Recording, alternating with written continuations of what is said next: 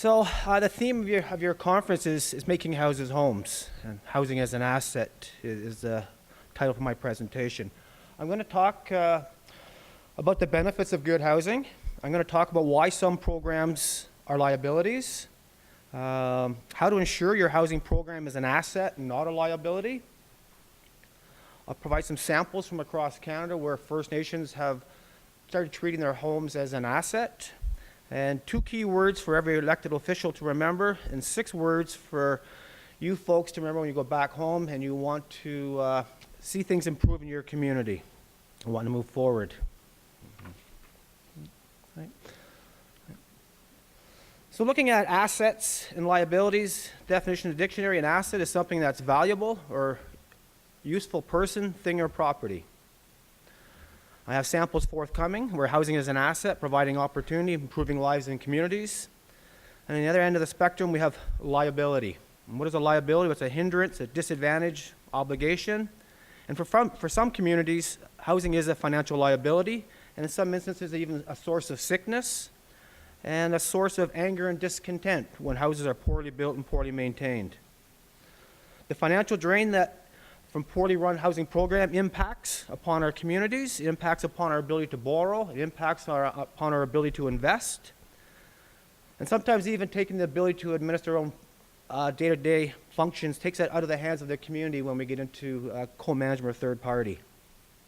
So as you can see, the housing has some very significant implications within our communities. These girls and girls from your community, they are our future. And we have inherent responsibilities to do what's needed to help them succeed in life, to help them fulfill their dreams, to help them have good memories of where and how they grew up. One of the surest and best ways to help them is through good housing. Good housing is seen as an investment, and that gives us a much better opportunity for better grades, better levels of achievement within school. And I can personally share with you the Mohawk Pay Equity experience where they did province-wide curriculum testing a few years back. Every kid in grade 6 across the province was given standard testing. And the kids at Quinte Mohawk School were amongst the highest grades in the province, which is a little bit unique for a First Nation community or a First Nation school where the kids come out with higher than average academic achievements. But I was not surprised when I heard about the results, because in my community and other communities where we have really good housing, there's that definite correlation between good housing and better marks.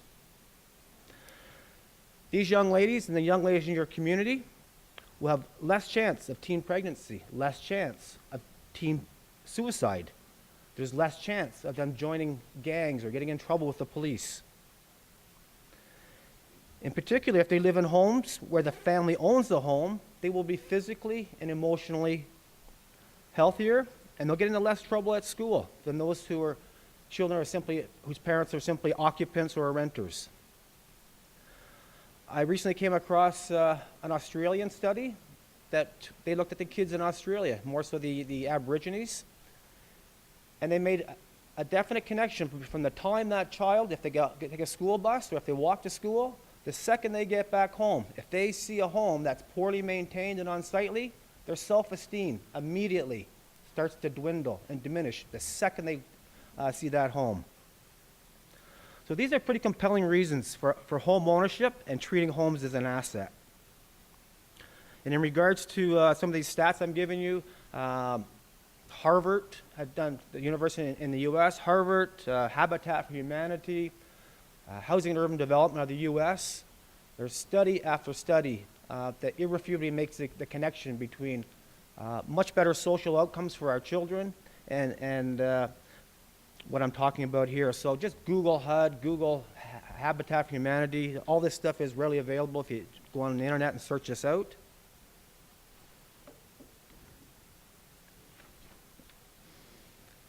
I'm going to talk a little bit about families in home ownership.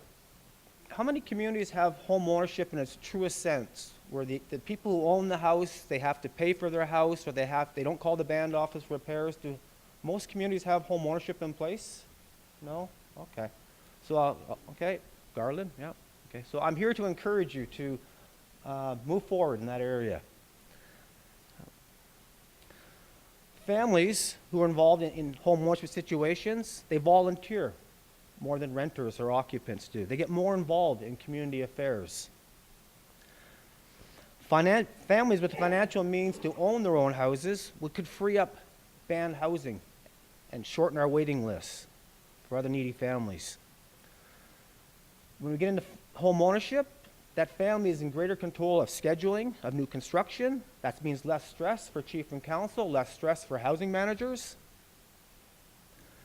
And families who own their own homes generally maintain them better than renters. And again, that's less stress for chief council and the staff.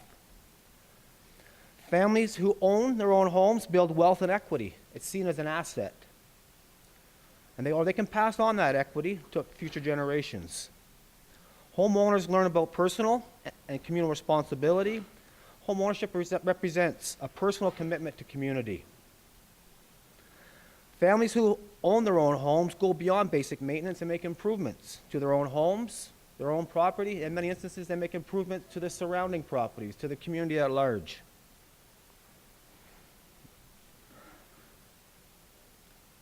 There was a recent study a couple of years ago done that looked at the widening gap between rich and poor in this country. And we all know as First Nations people where we are in the spectrum of who's getting richer and who's getting poorer in this country. And interestingly, the results or the determinants of who's getting richer and poorer wasn't whether you're a lawyer, a doctor, it wasn't level of education you had. The number one determinant of who's getting richer and who's getting poorer in this country is home ownership. I have some graphs coming up to prove my point and support this. But again, though, it's the number one determinant who's getting richer and who's getting poorer in our country. And respectfully, I think we've been doing somewhat of a disservice to our current generations and future generations by not moving aggressively in the area of home ownership. And home ownership can be all different forms. I'm not talking the traditional form of home ownership where someone has to have the good job, good credit, and be able to carry a big mortgage, because in many of our northern communities, the job opportunities aren't there. A lot of things impacting our ability. But I'm talking simply taking banned housing and convert that to private home ownership. That didn't cost anything. Indian Northern Affairs Canada a couple of years ago commissioned a publication to help communities that want to take banned houses and convert them to private home ownership. I'm not a proponent of saying give houses away, but if that is the first step and the easiest step for home ownership in your community, so be it. But simply taking some banned houses and saying, we're going to write you up a mortgage for $10,000, $20,000. You're going to pay $100 or $200 a month. I think most of us, even in remote communities, isolated communities where the job opportunities are there, most of us can afford those kind of nominal payments. I don't have it here, but Siva from Indian Northern Affairs Canada, or ANSI, he could readily get that, the booklet, the publication for you that talks about revolving loans, that walks you through the process. And again, I think most First Nations should be exploring looking at home ownership in that sense, that taking existing banned houses, starting your own revolving loan program. In essence, now you become like a credit union. You're the lender. The money stays in the community. Or even simply just taking banned houses and convert them to private home ownership.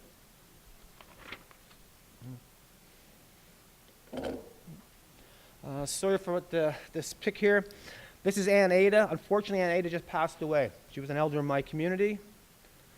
But Aunt Ada and others from my community and other communities where housing is seen as an asset and they've really invested in home ownership, they created nest eggs simply by owning their own home. They don't live in poverty, and their pensions are seen as somewhat of a bonus. And in many instances, they've used their house, they've sold their home to someone in their community, and they've moved into an elder's lodge, they moved in with their children, or they've had a granny suite built in the yard, but they have nest eggs that they can look on in their retirement to help out with family. Someone's getting married. For the first time in our history, we're seeing First Nation elders who are using housing as a nest egg, as a source of wealth and equity. And that's one of the biggest challenges we're seeing in a lot of First Nations is that how do we put a value on house? And some communities are struggling with that. But there's people like the Canadian Real Estate Association who are willing to help First Nations determine what those values are. But again, though, every First Nation, you only know what it's worth by putting it up for sale, see what will get on the market. And I know for some people say, oh, this is pie in the sky stuff. but I can tell you there are many, many First Nations across Canada where housing is now, where we're seeing houses in a secondary resale market. In my community, we're seeing more houses bought and sold than we are seeing being built anymore. People are moving back to the reserve, people are getting older, people are seeing that they can sell their houses and make something substantial off of it. And in particular, in my community, we're seeing the elders who are really reaping the rewards of a community that's invested in home ownership.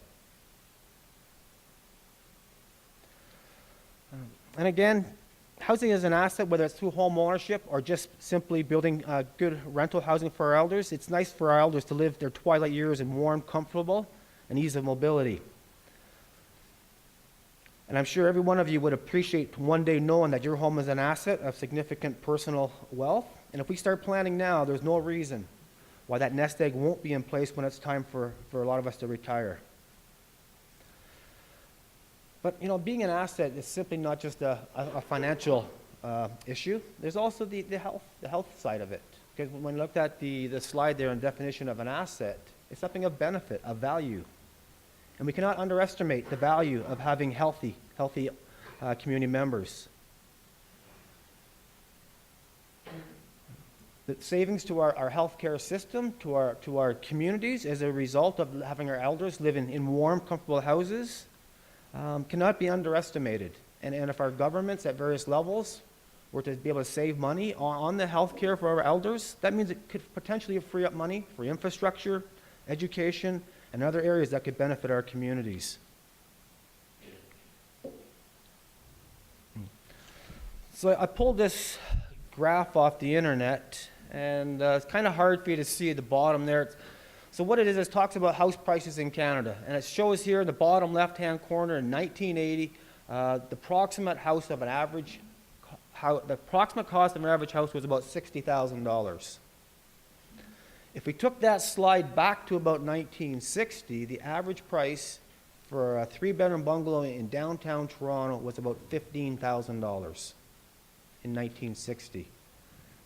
And you fast forward up to 2010, the average price is $310,000. So from 1980 to 1990, house prices went up by about $90,000.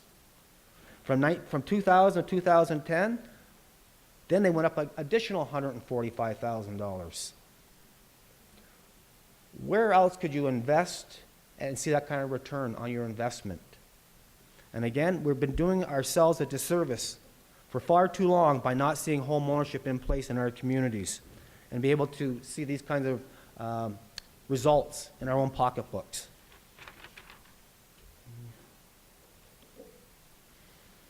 Treating housing as an asset, either through home ownership or protecting rental properties, can also be seen as somewhat of a forced or a voluntary savings plan or a piggy bank.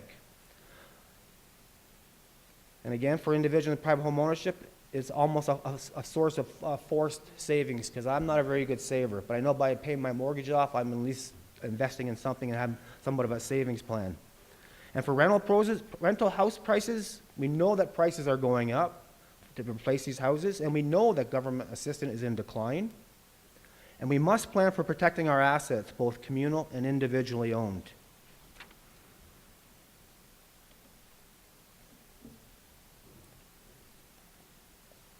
This is a picture of a Habitat for Humanity build. I'm not necessarily pushing Habitat for Humanity. Any First Nations involved with Habitat for Humanity? Any Habitat builds? No? Okay. They're wanting to get more involved in First Nations communities. But that being said, I guess what I was trying to show here, though, is First Nations people, I think we should have our own form of habitat builds. But people coming together within our community, and whether we pool some of our minor capital, but coming together as a community and keeping that work in the community, and all pitching in and building houses. It keeps the costs down, but more importantly, it builds a sense of community when we all come together and build something. And again, the First Nation could turn around and mortgage that house, whatever. But we have to be more innovative and more creative. And I think it's time as a community we start coming together a bit more at improving our housing programs. I mentioned in that earlier picture about people who who build their own homes, they volunteer more. And I can tell you, in most instances where I've seen habitat builds, when people from Habitat for Humanity basically gets volunteers that all come together and they go to a work site and they help build a family for working families typically, but low-income working families. And I can tell you in almost every instance where those volunteers come forward, they're all homeowners. Or the people volunteering want to be homeowners. And what does that do for our community? Well, it provides, I think, in many instances, a renewed sense of pride, self-sufficiency, and celebration, which are a few things that colonialism, residential schools, and our relationship with government has impacted upon our communities. It's time for us to start taking greater control.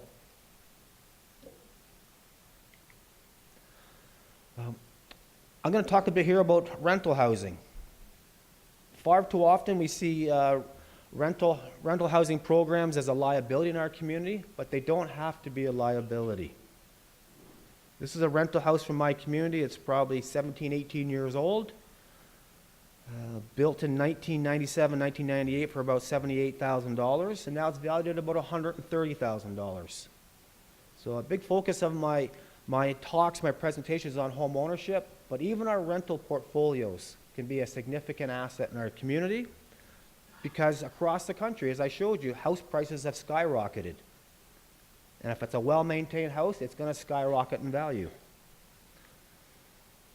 But rental housing is much more than just that financial asset. Rental housing is an opportunity for training, apprenticeships, economic development for our builders and suppliers. Housing is very, very labor intensive. And if we do it right, if we spend $1 million on housing in our community and we keep that money generating as long as we can in the community, we can potentially generate $3 to $4 million worth of economic opportunity within the community before the dollar, that million, leaves the community. But again, that requires planning and coordination. Last year, I think it was Stanley Bluecoat from KI or Big Trout. They were showcased for their innovative approaches to creating home ownership and using his new home for a base for his business. That business means jobs, opportunity. But again, same as with rentals. If we treat rentals as an asset, everyone can benefit. The tenants are happier and healthier. Chief and council have fewer complaints. Homes last much longer, which means fewer replacements. We must start designing, building houses that last 75, 100 years. 15, 25-year life cycles is unacceptable for First Nation housing. It's unacceptable across this country. So talk about choices. Some pretty bizarre looking houses here. That's one of the great things though when you put it back in the hands of an individual and say, you know, you can build your own house, get your own financing in place or do whatever. But as First Nations people, we're very imaginative, we're very creative.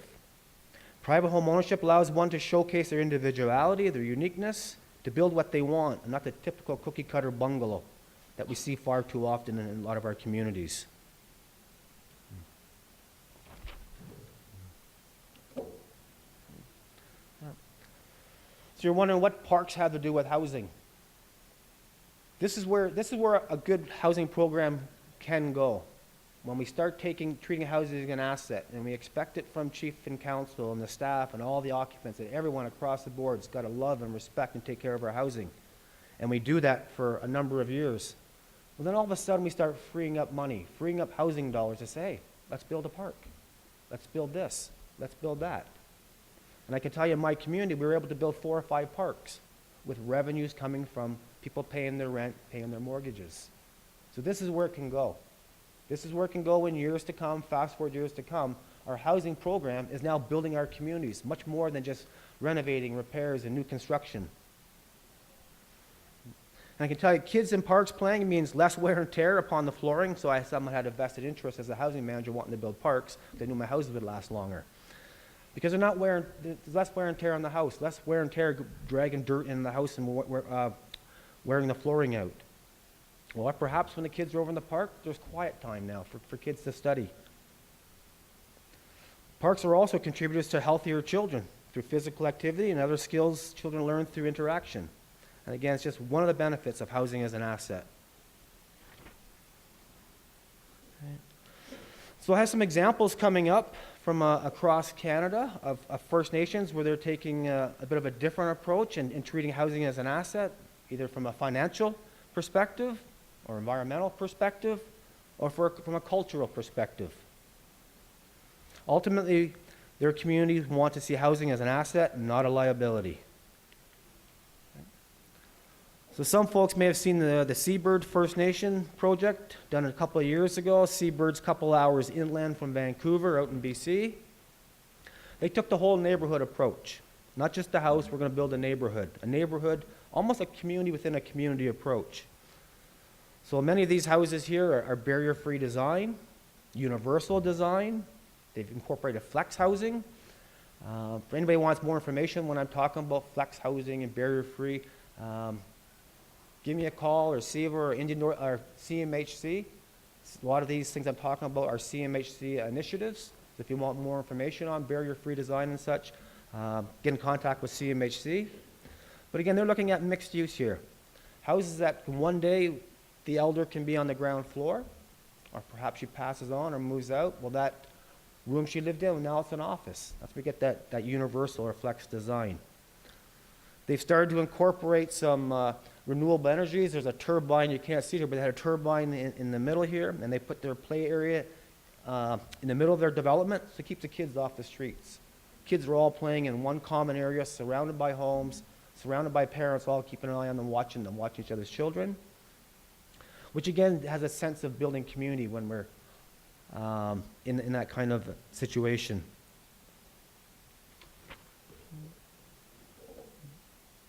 I should also mention that a lot of these projects were built through CAP a couple years ago, Canada's Economic Action Plan. So some of these were CMHC, some of these are Aboriginal Northern Affairs Canada funded homes. So this is a Houseit First Nation located on an island on the far end of Vancouver Island. So they're somewhat of a remote community. They have their challenges.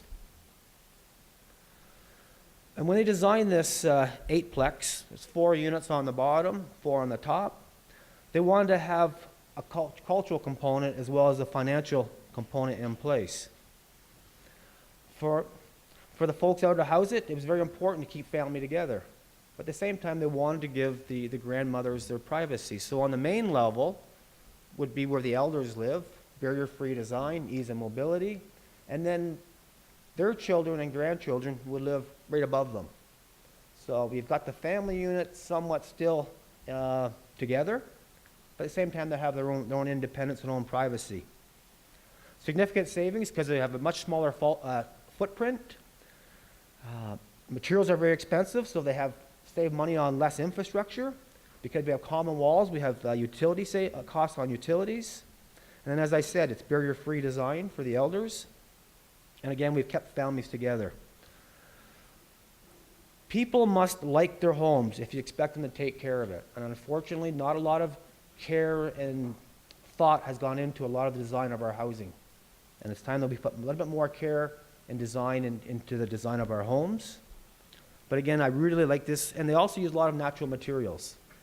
They're out surrounded by cedars and wood. They didn't incorporate a lot of vinyl and aluminum siding and aluminum soffit. They used all wood. Wood soffit, wood siding. And it makes a lot of sense to use local materials whenever possible.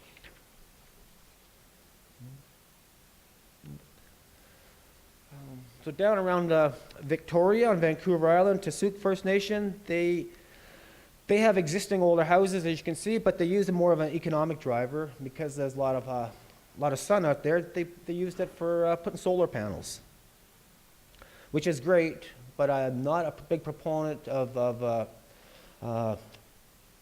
alternative sources because, as you'll see in some slides coming up, it's very, very expensive for wind, for solar. We should be focusing on first, one, doing a really good envelope, then looking at our mechanicals, our lights, solar orientation, long before we talk about doing the renewables. And a lot of times you'll have engineers or people say, yeah, I should do some solar, I should do this. Let's not be too quick to get on that bandwagon because it's kind of funky and sexy to be utilizing some of these new technologies because they're very expensive to purchase and they're very expensive to maintain, particularly in remote areas if things go down.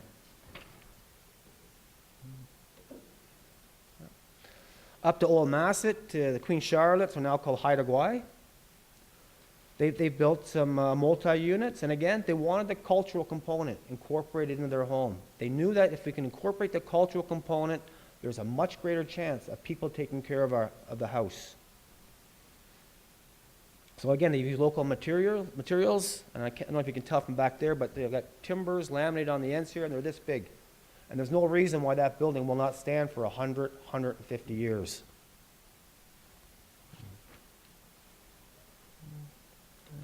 So this is an older example, a little bit grainy of a pic. Kahnawake, Mohawk community near Montreal. When they built this, they wanted to look at alternative methods of construction, so they built straw bale construction. So again, you know, Northern Ontario, probably not readily available, but they wanted to get people involved. They wanted to have work bees and get engaged with the community. So they built straw bale with a focus on sweat equity. Again, it keeps the cost down. They experiment a little bit with the alternatives. And I guess my message here is look at alternative building methods and materials. Look at what's local and try to use local whenever possible. And I understand the folks that live in that house in Kahnawake are very happy, very content with what they did.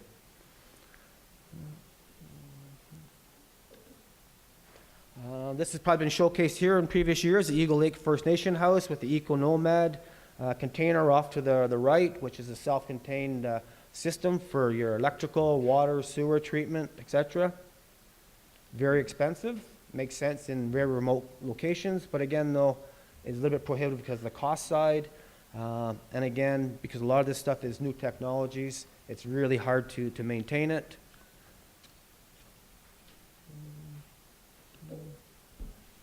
Wacomico, down on Manitoulin Island.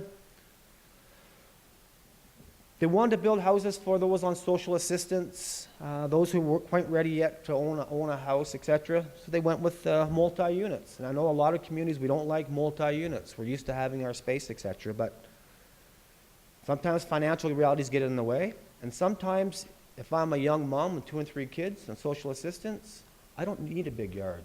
Sometimes you're doing me a disservice by giving me a big yard.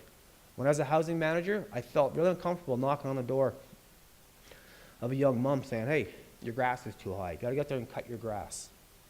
You know, a lot of times when people are struggling, the last thing they can afford is to have a lawnmower and have the time or get someone to cut that grass. So again, multi-units make a lot of sense for a lot of people. And once again, with a multi-unit, smaller footprint, less infrastructure. Not everybody has to go buy a washer and dryer because they incorporated laundry rooms. They built ICF, insulated concrete formwork. So instead of a big construction company coming out of Sudbury or Toronto to go up there and spend $6-7 million and they take all that money out of the community, they went ICF. They designed it from the get-go saying, we want our people in the community to build this. So they went ICF construction right up. Significantly lower operating costs to build. And then also from a builder's point of view, Jeff Toulouse, I spoke to him a while back, and he said, almost every year he'd have a couple of guys go off with bad backs, workman's compensation claims. In small communities where we only have a few really good builders, it can have a significant impact, if not shut down your project if you've lost some of your key personnel. But because they're using ICF, all lightweight, there was nobody blowing their back during this project because they're not picking up those big heavy walls, and that's usually when you throw your back out, lifting those big heavy walls. So again, you know, do what works best for your community. And I can't say enough about needing more multi-units. Get much better bang for your buck. Lower utility costs, lower construction costs, lower infrastructure costs, and in some communities, with a small land base, less land. Less land needed for building our houses. Down to Saugeen, I think this was highlighted last year or year before, another CAP project. Ron Root out front there. Again, multi-units, they went close to net zero with this. Net zero is in essence where the house is either using no energy or it's putting energy back into the grid for the same amount of energy it's using. But again, because of the costs of the renewables, they just said, well, let's just get ready for net zero. Let's get this place ready so that when the costs come down, then we can put the solar and whatever else is on there. But something as simple as they use ICF and then simply replacing our motors or when we put HRVs in. Why aren't we putting HRVs in with an ECI motor? Little ECI motor, some of the manufacturers now, for those that have HRVs, heat recovery ventilators, those little motors they're putting in, either a nominal upgrade charge, or some manufacturers are putting them in free now, these ECI motors and HRVs. They require 50% less energy than a typical motor in our HRVs. But again, though, we have to know these things. We have to ask for it. But again, though, in the Saugeen instance too, Ron wanted his people building it.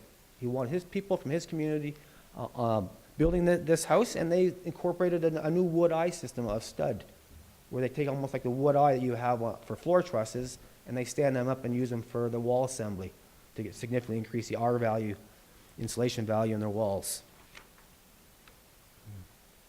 So a little collage here of my community, Mohawk Pay Equity, and it's probably the most financially sustainable program, due mainly in part we're in Southern Ontario, close to lots of economic opportunity. But that being said, though, I could take you to some other communities in Southern Ontario where their housing program isn't worth tens, maybe $100 million, where this is getting close to. So again, location helps a lot, but it's much more than location if you want to have a good housing program. I got Garland right here in front of me. Garland, you can take it to other communities in the area, and their housing program isn't where Garland's housing program is, because they simply wanted a much better housing program. They weren't happy with the status quo.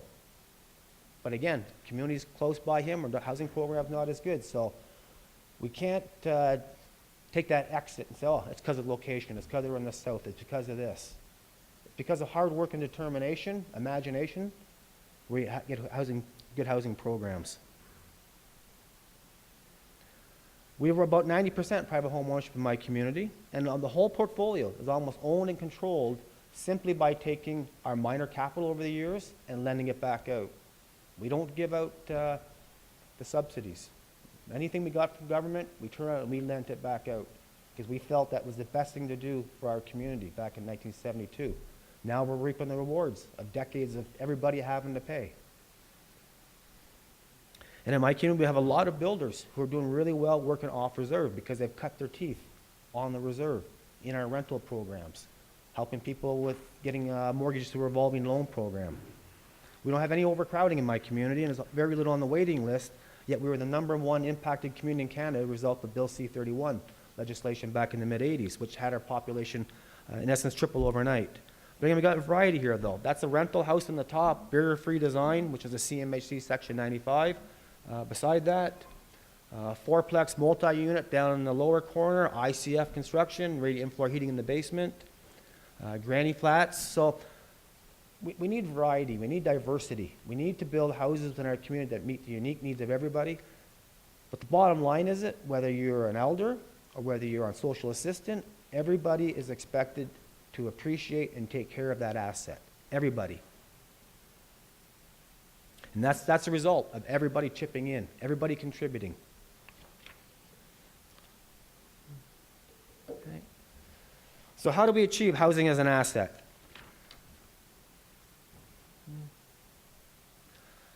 In your workshop overview, I mentioned there, I believe, that I was going to talk about why some programs are a liability. I've got, I think, 5 or 6 bullets coming up, actually about 10 bullets coming up in the next few slides. And if your community doesn't have these elements in place, I can almost guarantee you that your housing is probably a bit of a liability for your community. You need a separation of politics from the day-to-day administration. We need support of politicians, but we don't want them too involved. Support, support, support. I make reference to a CMHC study done a few years back that looked at the various housing models out there, whether chief and council make decisions, whether the housing department made the decisions, whether they had a committee in place, authority in place. At the end of the day, it doesn't matter what that structure looks like. Because I've worked with some communities, they go, oh, Chris, we got a housing authority in place, things are going to be great. Well, if your terms of reference say they're only going to make recommendations, suggestions, and all the decisions are going back to the same old people who made the same old types of decisions, you're not going to change anything. We need political support.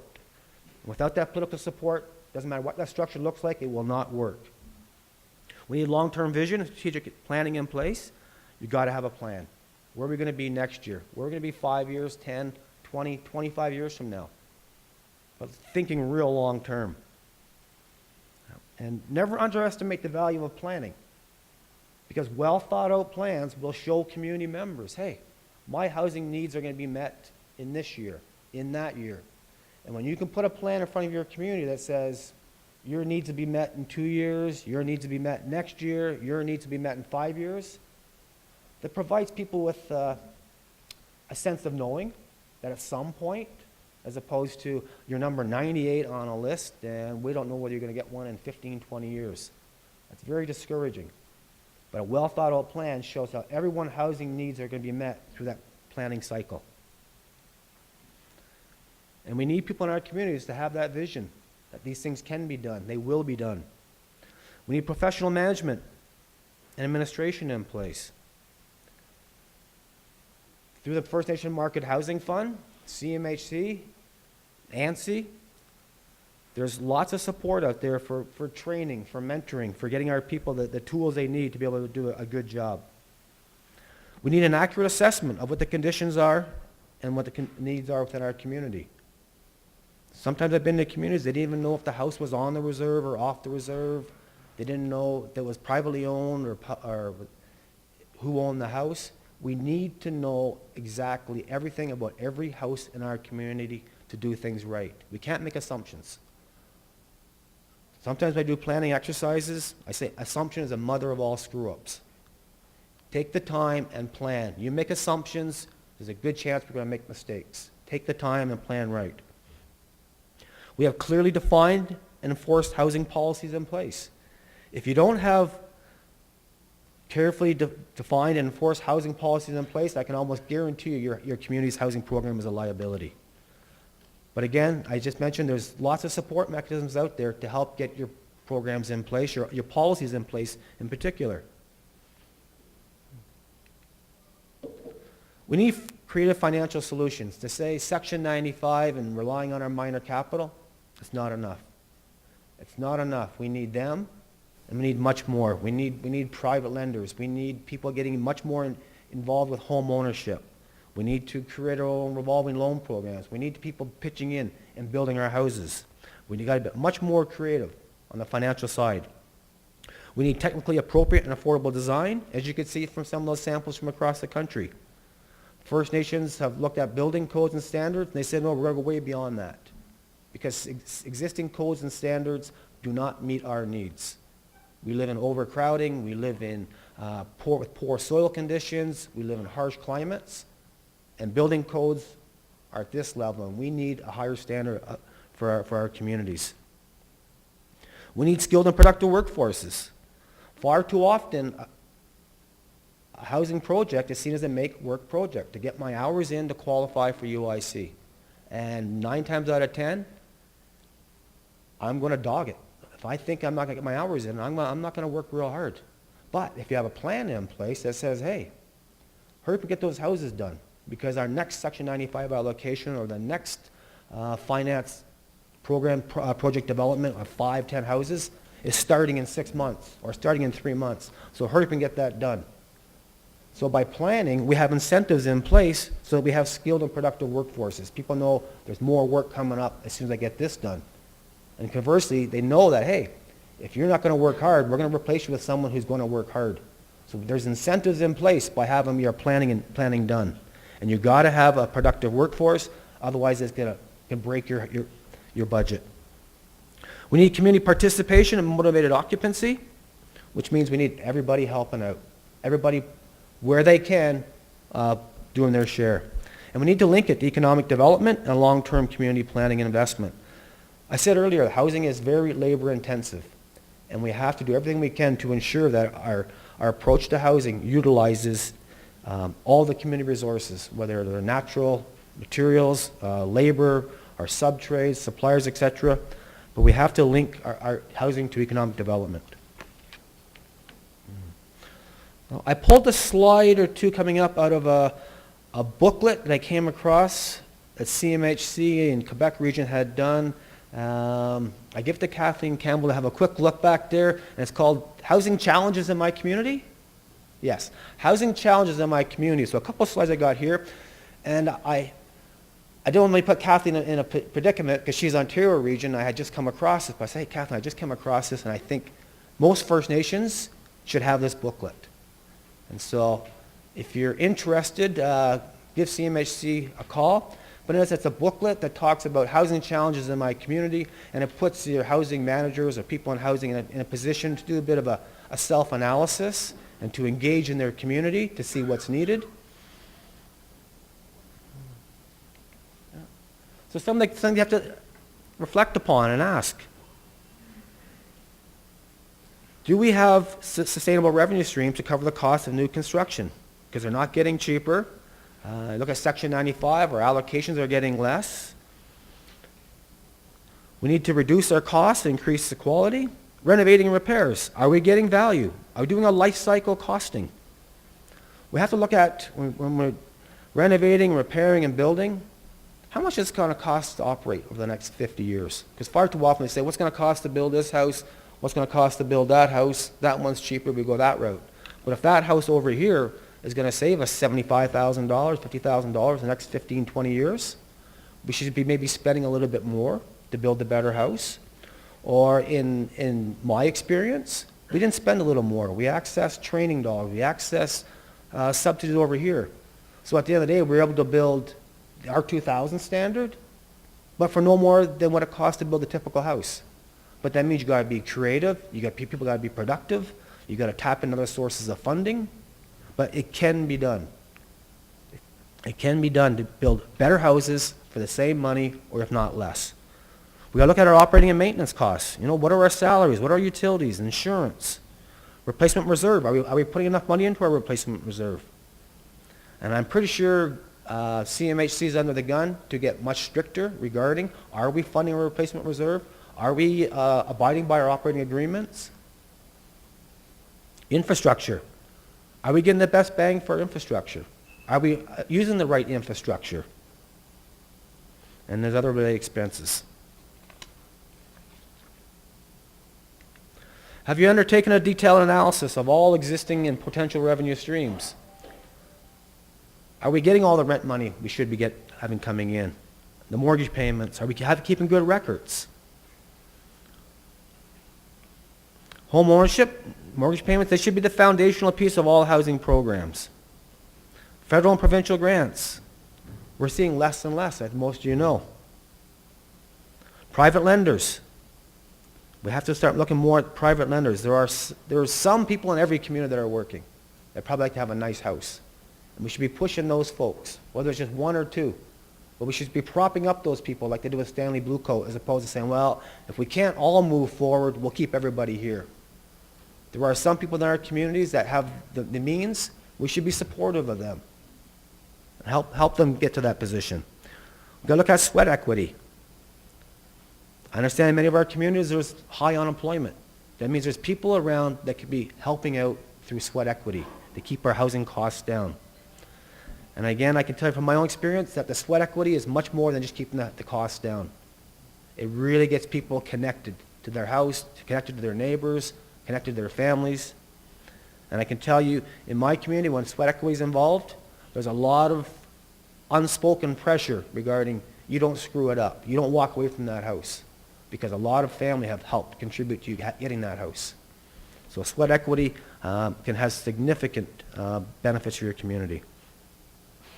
Habitat for Humanity is one option, but again, though, a sweat equity program can operate just like a habitat program.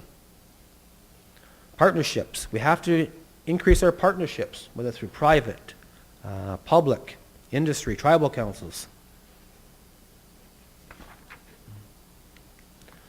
Have you completed a detailed review of all housing-related expenditures?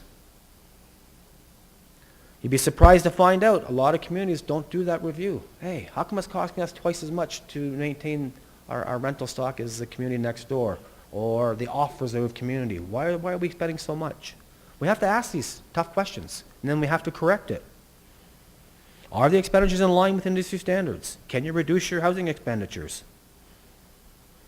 My experience with travel in the country is in almost every instance we can reduce our costs. We've got to run it like a business.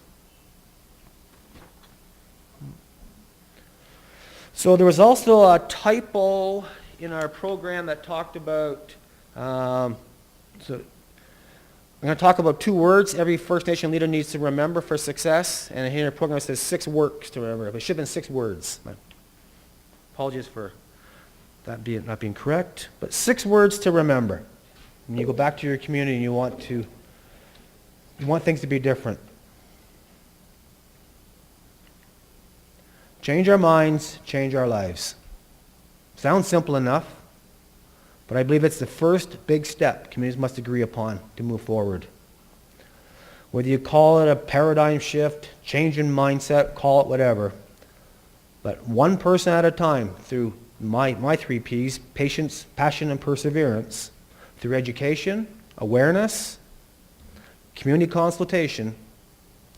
There are resources to help out with that education and awareness through Aboriginal Northern Affairs Canada, CMHC, the Market Housing Fund, private sector, charities, schools.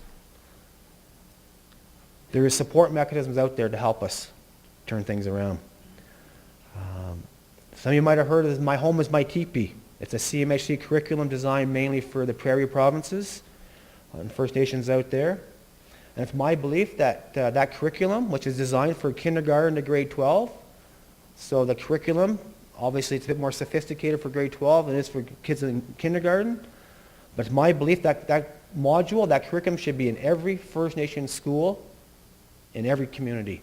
And every chief and council should expect it and demand it of their educational system and say, yes, it's going to be part of our curriculum. Because we need everyone helping out. A lot of us, you get to my age, we're dinosaurs. And, either we're not going to change, or as adult learners, we got to be told something 5 times. But, our future is our children, and that curriculum should be targeting our 5-year-olds and 6-year-olds so they can come home and maybe teach us how to take better care of our house.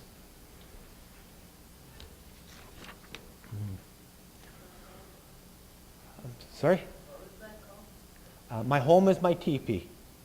Yeah. And I believe a CMHC is very interested to hear from people, in the room. Is there enough demand?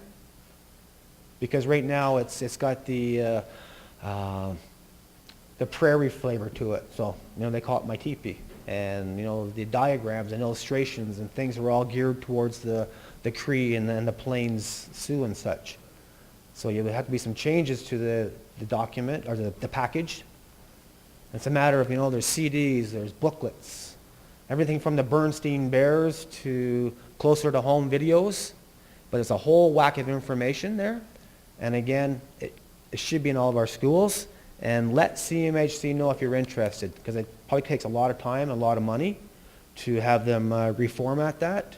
But I'm sure if the interest is there, they'd love to hear from you. And again, that's where it all changes. I know what in Pick River, that's what one of the first things Garland did, as I recall. He called a community meeting about 10 years ago, I believe. He said, hey, does everybody in the community want a house? Come to the meeting. And he said everybody came out. The most well-attended meeting they ever had. Everyone can have a house, but this is what's required. And it means we have to change our minds on how we approach things. But boy, if it meant I had a house, my children had a house, my grandchildren had a house, maybe I can change my mind. So for our elected officials, 2 words to remember. Political will. Some of you might know this gentleman. He was past chief in Garland's community. And many times in my discussion, I don't even pick on Garland, but I said, how'd you guys do it? And he just said, always supportive. Always, always supportive. For if any of the chiefs and councillors here, housing managers typically don't last long in First Nation communities, a lot of turnover. And a lot of people say, well, that's because of the pressures of not having enough money. That's the pressures of the people complaining that you can't get a house, we got no money to fix their house. And I understand it. The reason housing managers quit, it's not because of the community, and they know, they understand that. What they cannot handle is the lack of political support. If the political support is not there, your housing managers will walk. So any elected officials out there, you got to take care of your housing managers. You have to back them up. You have to support them. But you need that political will. The will to change the status quo, the current ways of addressing housing, the will to implement policies and programs and procedures that ensure housing will be treated as an asset, the will to support your staff, and the will to expect your membership to treat housing as an asset. True leaders see things the way they should be, not as they are.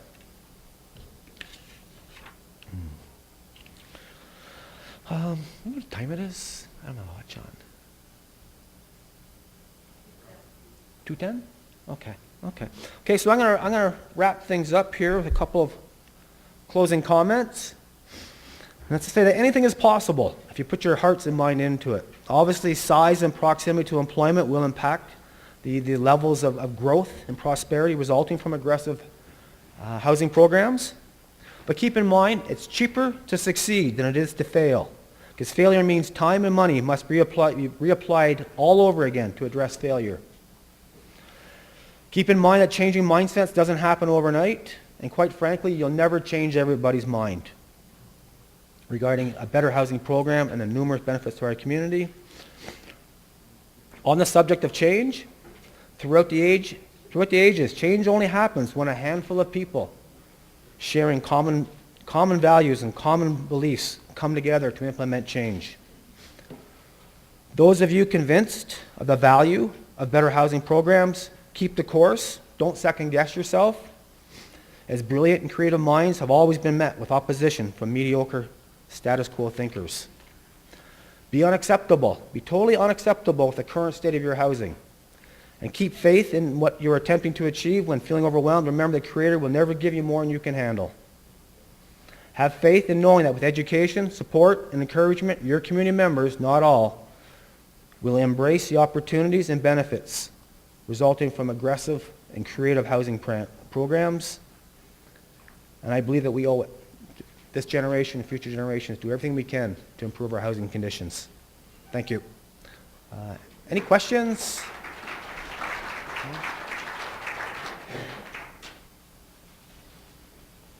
No questions? Yep. Have you ever heard of mud housing? Blood housing? Mud housing. Oh, mud housing. You ever heard of that? No, I've heard of Anybody? log. But I'd be curious about the R value. Anyway, they came up in our first meeting that I was opposed to that. I don't know about mud housing. Yeah, I don't know who brought that up. Somebody out there that knows about mud housing. Okay. Does anybody know about mud housing? Oh, I've heard of. That's not a picture. I don't. Depends on the climate. As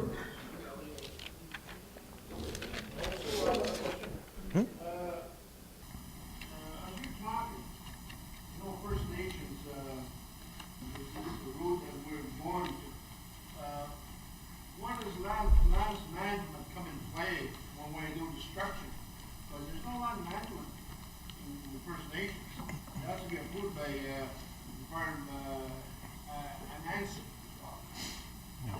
That's the problem I have. I know there was scores out there, and then we participated in land management after we passed the modules.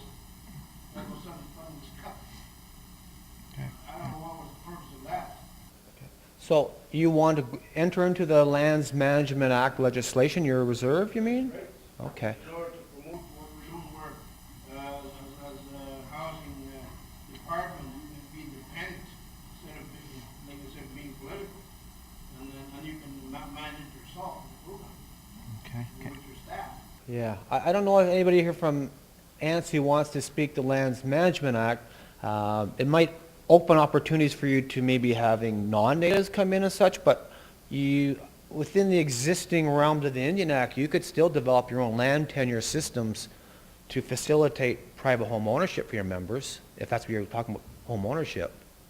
In 1997, the program was initiated and with the engagement of the First Nations, and when our consulate was part of the invitation that we took that program, that training, and then the First Nations that represent half the modules also Okay. Can I put Carl on the spot for that one?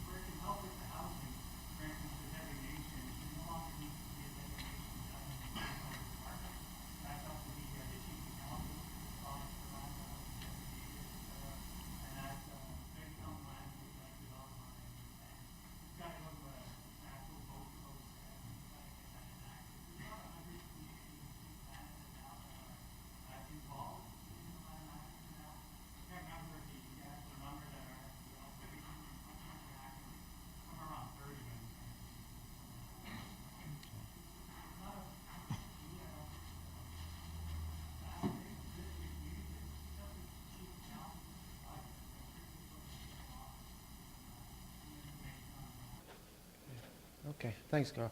And I'm, oh, sorry, go ahead. What's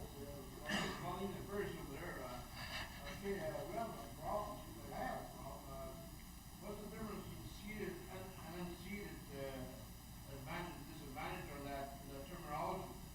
Where First Nations, and the department wants to did it to ownership to First Nations, and we don't have the rights, the property rights in the land itself. Why have a house sitting there and you own a property and you cannot sell it, and only your band member has to buy that unit, and not from the other side? You have to say, inside a bird. Okay, so you're looking at Lands Management Act in regards to potentially attracting non-natives to come invest there and build a house. Okay, so that's a different issue from what I'm talking about. Ownership. Or even ownership. How do we have ownership when we don't own the land? From Palm Slate, the land belongs to the crown, to the family, not us. Yeah. We're just living there. Yeah. But, We want no right to property. okay, well, What we're doing here, and you want to own, go to section 10 and own a house. Yeah. Yeah. I didn't. And then, where does the government council come in to designate this? Has to be signed off by government council and the department, and NHC, to approve. Okay. Okay. so in the gist of what I'm talking about, private home ownership for community members on reserve, I didn't talk too much about land tenure, and what you're talking about is a bit more complex for non-natives to come in and actually have title and such, requires some changes. But I don't want to discourage First Nations from saying all these land tenure implications get in the way of us having home ownership. Whether you have certificate of possession systems like in my community, other Mohawk communities, or other communities have CP systems, communities should not put the land tenure piece as a barrier to home ownership. Whether you develop 100-year leases for your people or other leases, you're thinking way beyond that, trying to invite non-natives to the area for whatever reason. But for the purpose of my discussion and my presentation promoting home ownership, there are lots of land tenure options out there, automatic renewable leases. There's probably half a dozen models from across the country, various First Nations, who say we don't want to have CPs. But they'll provide non-revocable BCRs or automatic renewable land leases that would go from you to your children and grandchildren, so you guarantees that land tenure piece. Because without that guaranteed land tenure piece, it's going to be real tough to want to see people buy and invest. But my talk was specific to First Nations individuals getting into home ownership on their lands. But if you want to talk to Carl or someone regarding the land piece, but I just wanted to close with that saying, don't let land tenure get in the way of home ownership for your people. You can get around that in a way that meets the needs of your community members. Okay? Any more questions? Yeah. No? Okay. And this was that document I was telling you about from Indian Affairs called Start Small, Think Big, a guide to home ownership using a First Nation design revolving loan fund. A little booklet walks you through the process, how to set it all up. And Siva could get you copies of this. It was just done a couple of years ago, this document. Real easy how-to if you want to start your own revolving loan program. Small scale, but it's doable. Okay? So anybody wants to know more about that stuff, give Siva a call or see me afterwards.